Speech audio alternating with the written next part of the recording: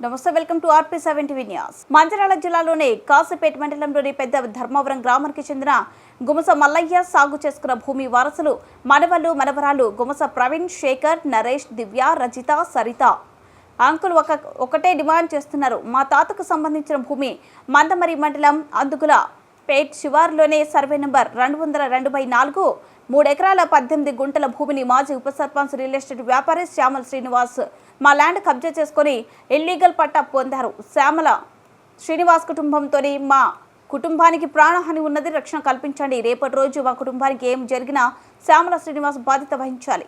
ఈ విషయం మీద మతి మరుపున్న మంచిర్యాల జిల్లా కలెక్టర్ ఆఫీసులో కంప్లైంట్ పెట్టిన ఆర్టీఓకు, తహసీల్దార్కు కూడా దరఖాస్తులు పెట్టుకున్న మా భూమిని దౌర్జన్యంగా కబ్జా చేసుకున్నారు.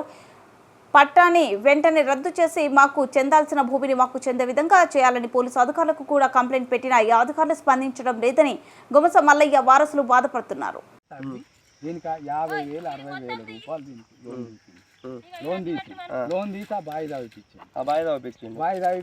అంటే ఇంట్లో బావి ఉండేనా?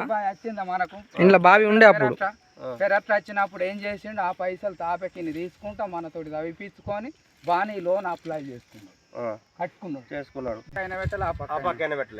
పెట్టదు మరి ల్యాండ్ మరి ఎట్లా పట్ట అవుతుంది? ఎట్లా పట్ట అవుతుంది? ఎవరైనా నచ్చిందా మరి మాట్లాడానికి? ఎవరు రాలే, భూమి కాడికి రాలే. ఊరోళ్ళు ఎవరైనా ఉన్నారా? ఊరోళ్ళు ఒక్కరు కూడా లేదు. అలా ఊరోడు ఎవరైనా ఉన్నారా? లేదు, ఎవరు లేదు. మరి పట్ట ఎట్లా అవుతుంది? ఎట్లా మినట్టు అవుతుంది?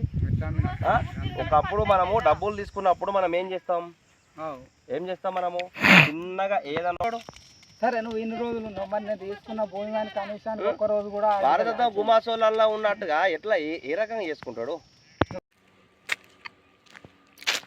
రేపన్న మనగుణంగా వచ్చి మొత్తం దొరిపించి అన్ని చేసుకోవాలి అంతే. వాడు ఏమన్నా చేసుకొని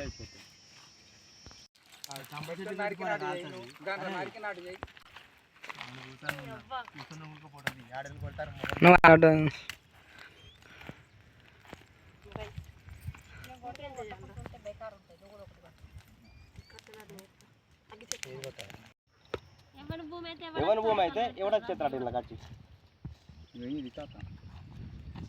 మన తాత భూమి మర్రవాడి అడ్డ అంటూ అనుకో, దేనికి అనడానికి పోగొట్టినే. నేను సీదా చెప్తాను,